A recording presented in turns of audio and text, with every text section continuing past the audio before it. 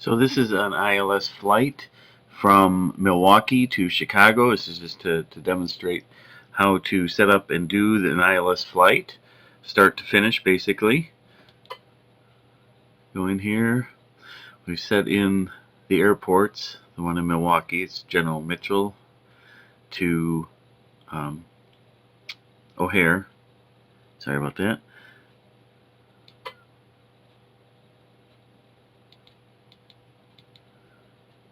O'Hare, we're going to be going in on, let's see, runway 14R.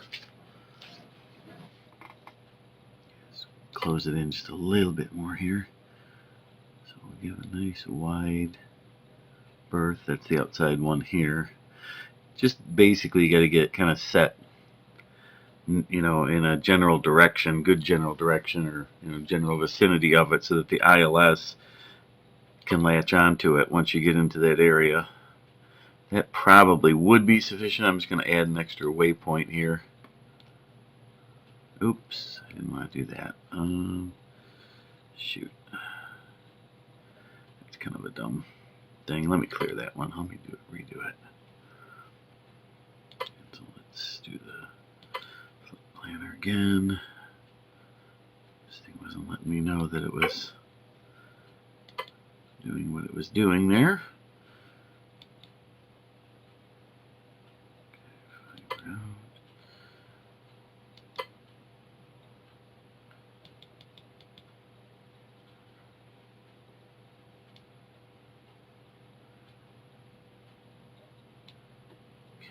That.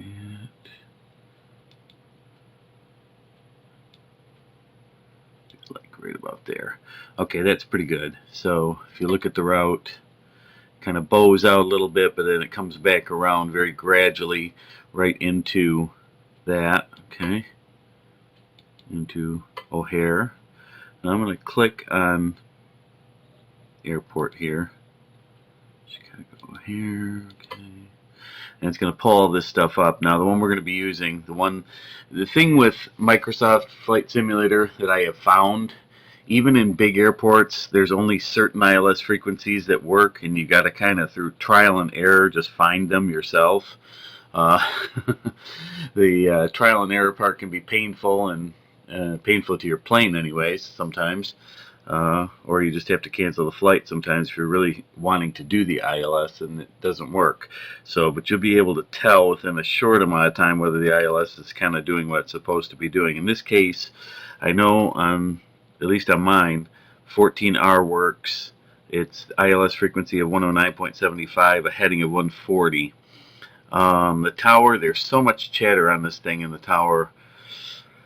I have a hard time getting it not to be noisy, so I'm just going to leave it on like a different frequency, because it's not really that important at this point unless you're going to communicate with them, which I'm not. So anyways, this should be okay. Got all these numbers, and look at the nav log, and you're going to be 65 total miles. The first leg is going to be 34.5, and then 14 and 16.8 are going to be the two legs going in from the waypoints. So by the time I get to about 20 miles out, which will be after 10 miles of the first waypoint, then we're going to switch on. We should be getting the ILS signal by then, and we'll switch on to the ILS from the GPS to the nav. But for right now, starting out, we're going to set it right on the GPS. The GPS is going to fly us there till we get to that point, and then the ILS will take over from there. So let's see here. Okay, so basically that's how you set that up. This one was already in there. Just click yes, and we're going to do fly now. I'm going to go ahead and pause this while this loads up, because it takes a couple minutes. So anyways, I'll be right back. Okay, so basically we're at the start here. We're at lovely General Mitchell Field in Milwaukee. Pull up the cockpits. Now we have our settings. First thing I'm going to do, I'm just going to go down the line here. The course was 140.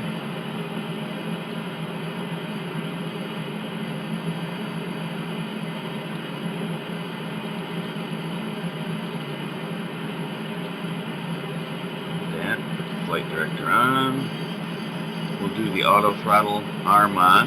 That way I don't have to remember to do that when I'm setting up. I'll set my speed at about 225 to start.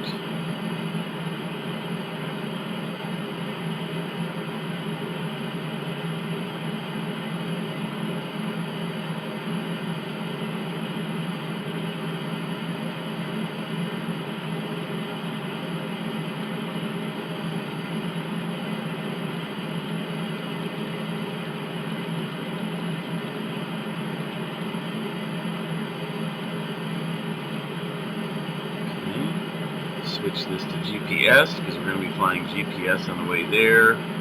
This on. Click this on so that you have to have this on so that it takes the nav button on it or the GPS button on it. If you don't have this on, it won't use the GPS, so you want to make sure that's on. Put our altitude about 3,000 feet. It's a short flight.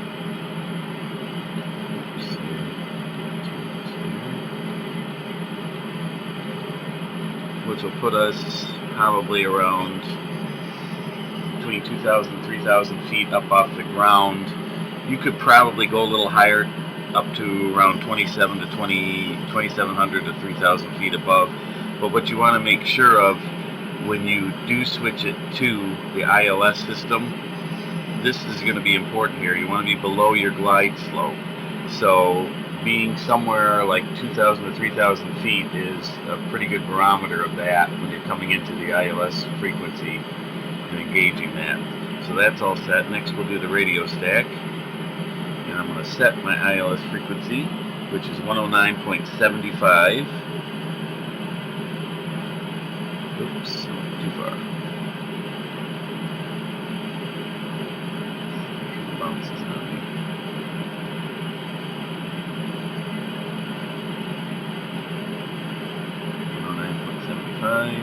You got to switch it over. You can only adjust it on the standby, and then you have to switch it over to the active. This, I don't even want active really, but there's not much of a choice on it.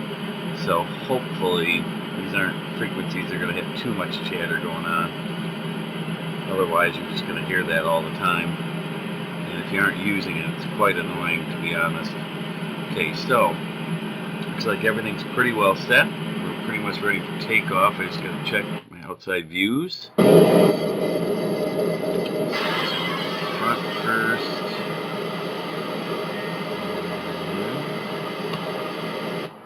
Tower.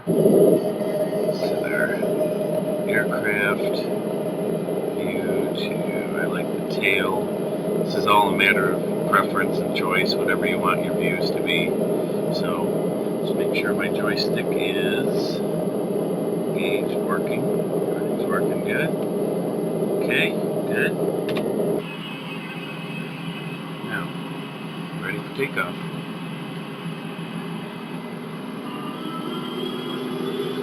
Here we go.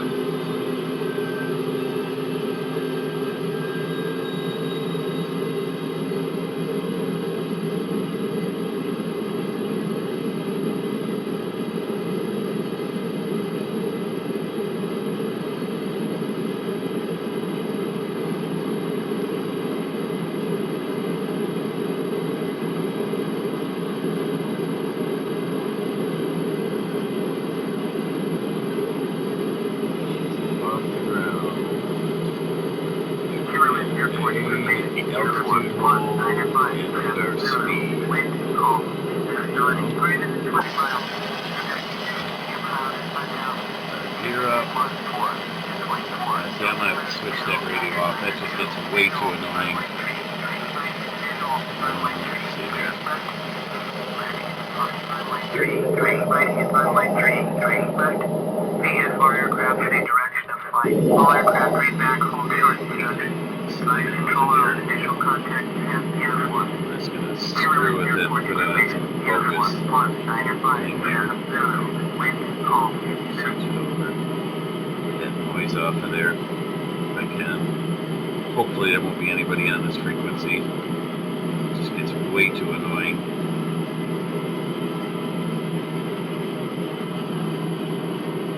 It's not needed, it's just noise.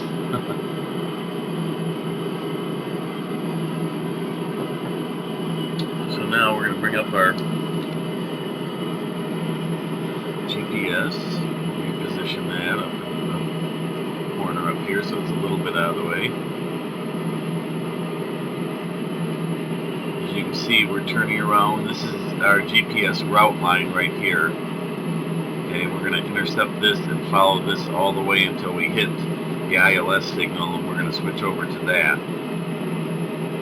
You'll be able to see, I'll back it out here. You can see the whole route basically. About 50 miles here.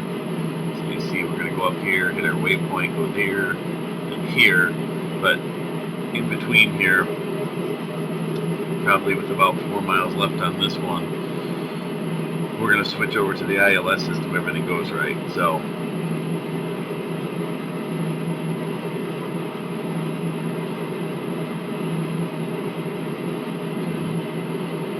flight plan. Again, we got 32 miles till we hit the first waypoint. We got 17, so with about 3-4 miles left on this one. That'll be about 20 miles out. That'll line us up real good with the ILS. It'll allow our glide slope and approach mechanisms to work good.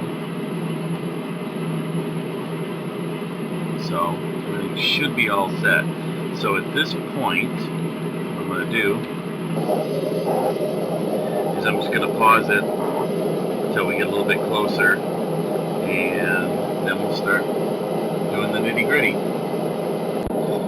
Okay, so we're back. We're almost to our first waypoint. So what we're going to be doing here, a couple things. I'm going to bring my speed down once we hit that waypoint, which is going to be right here. Be in about 2.4 or 2.3 miles coming up. Add a little bit of flaps.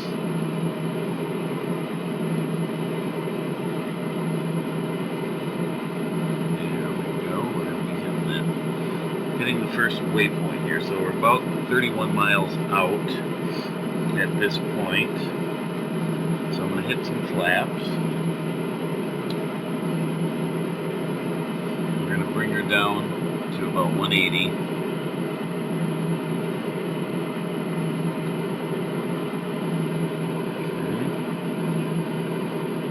Okay. We should start picking up the ILS signal probably within a couple of miles, I would guess. While we're just kind of sitting idly here, I'm going to turn on the auto brakes so that I don't forget when we come in. One of those things sometimes you tend to forget.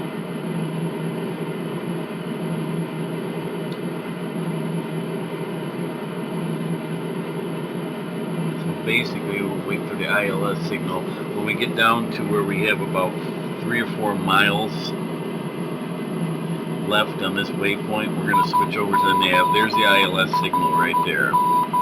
Okay.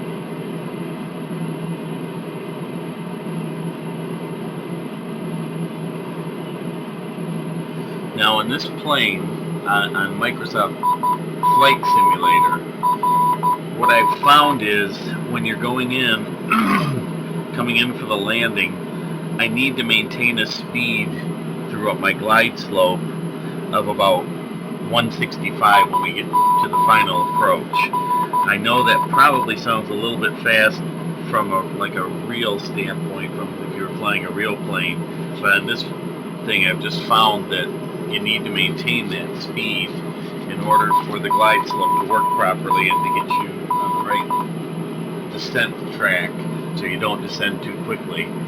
So basically it works good once you get on the ground. It delivers you pretty much perfectly on the ground, flared and everything. You just kill the throttle, and I shut off the auto throttle. You have it down to idle, so make sure your joystick throttle, if you're using a joystick, is down to idle.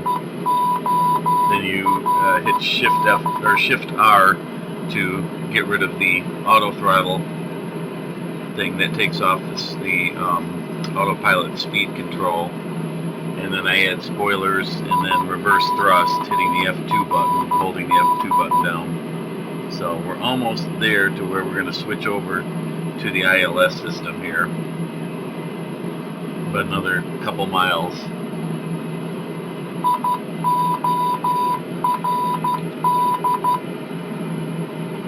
Here's the view. It's a nice day. We should be in a pretty good position.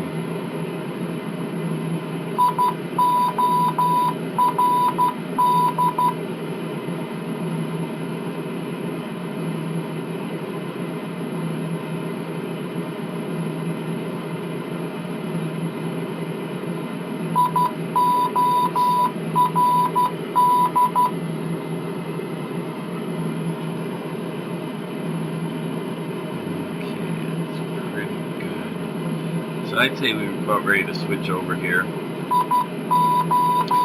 So we switched on the ILS system in, and what happens is you're going to see if you're below the glide slope, which you should be, you want this light to be illuminated right here, below glide slope.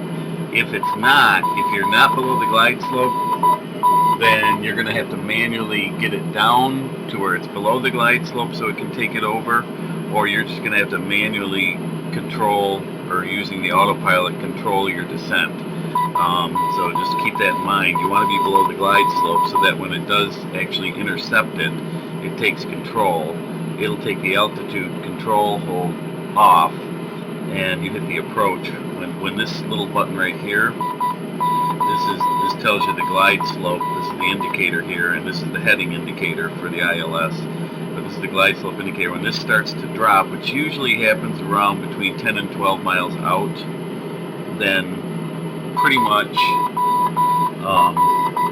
we're at 17 miles. So about another 5-6 miles, and you should start seeing this little indicator drop. When that happens, you want to click the approach button coming up on there. So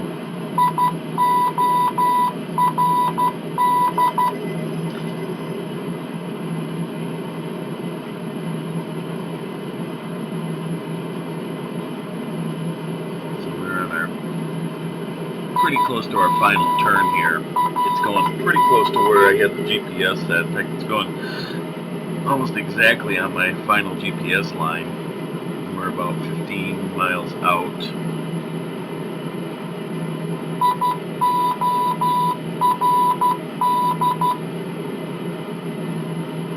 So once I click the right before I get to where it's, I want to get about 13 miles out. I'm going to bring my speed down to 165, add a little bit more in the flaps to probably 10. You don't need that much on this particular one on Flight Simulator. In reality, you probably would be at full flaps, and you probably want the speed down to around 120, to be honest, but with a plane like this. But on this, it just works beautifully. For whatever reason, it's just the way it's set up. And okay, so I'm going to bring this thing down to 165. Let me add some more flaps. There. And we should be pretty quickly seeing, there it goes. Just started dropping. See our little indicator here is dropping? Low glide slope. So we want to hit our approach. And that'll take over. And once it does completely intercept the glide slope, the altitude hold will come off. I'll just stay here until it does that. It shouldn't take too long. We're about 10 miles out. Once it crosses this line, it will be intercepting the glide slope, and this will pop off here. There it goes, bam. Okay. So that's pretty neat. And everything else is lined up. So we're going to lower the gear. As you can see, once the view gets behind us, we're lined up pretty nice. You usually put your dead center down the middle of the runway. It looks like we got 2 and 2 here, which is what you want. The glide slope mechanism is taking us down. Hopefully we won't encounter too much turbulence on the way down, but getting a little bit.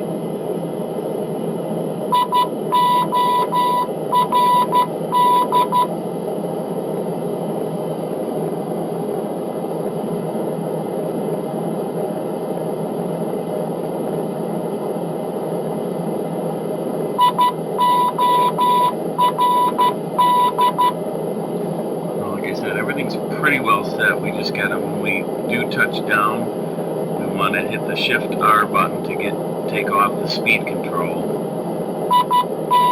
Make sure your throttle is at idle. Hit your spoilers and your reverse thrust using the F2 button, the slash button, and the F2, the forward slash, and the F2 button. Forward slash is the spoilers. It's a toggle, so you just hit it once to toggle it on. You're supposed to be able to arm it by hitting Shift forward slash.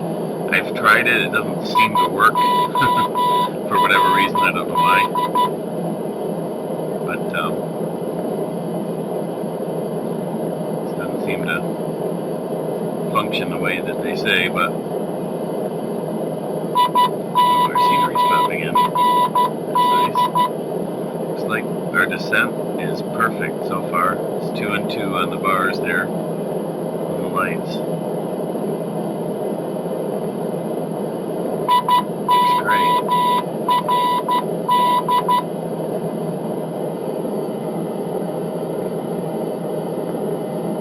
So once we touch down,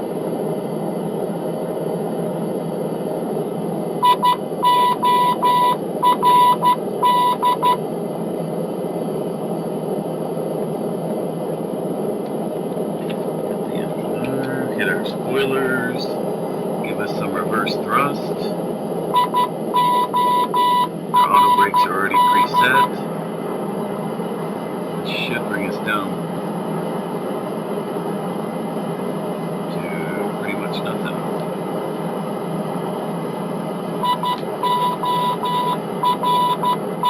There we go. We're down. Now I'm just going to look at a replay. Let's start with that.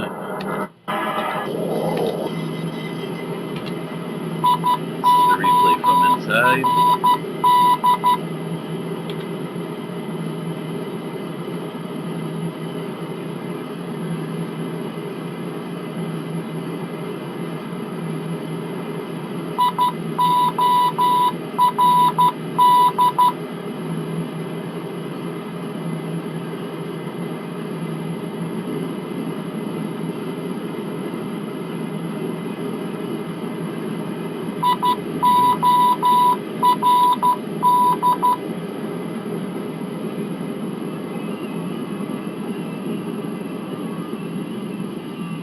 See how fast and controlled you get that to a stop. It's really amazing. Using the reverse thrust.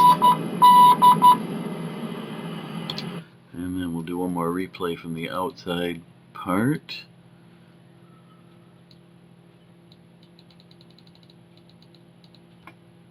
Give myself a different angle here. Maybe do it from the front.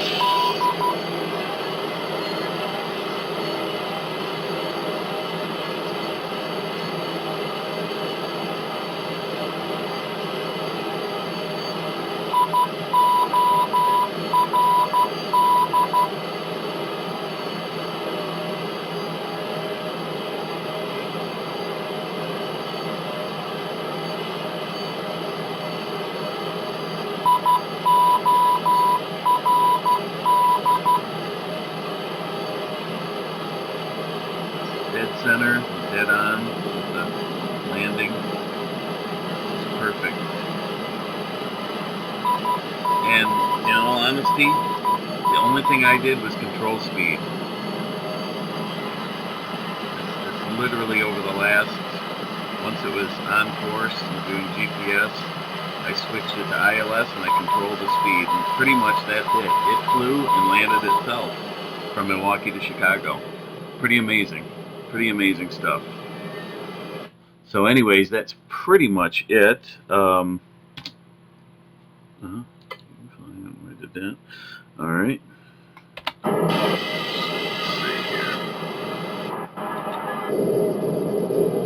get it off of the runway here. Spoilers.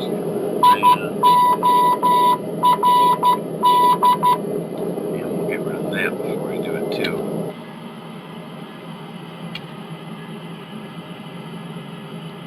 Get rid of the drone.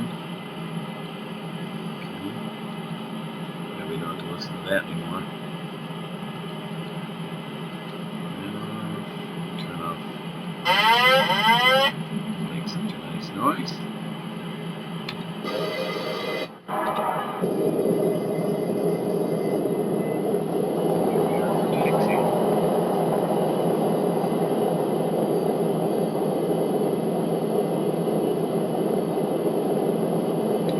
Dynamic scenery is a little bit off on this, but colors are going to play very on me.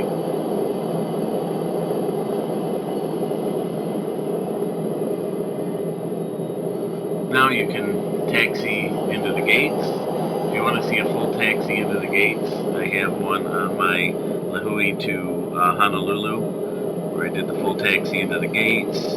Got the jetway pulled up to it, and shut the engines off and opened the exit and everything. So parked right at a gate. I won't do it here because it just takes up a lot of time. And Chicago's a big, long airport. So anyways, so that's pretty much it. This plane pretty much flies itself. It's a beautiful thing when you get it up in the air. You just set everything on automatic and just make some slight adjustments as you go. And that's pretty much it. So I'll see you in the next one.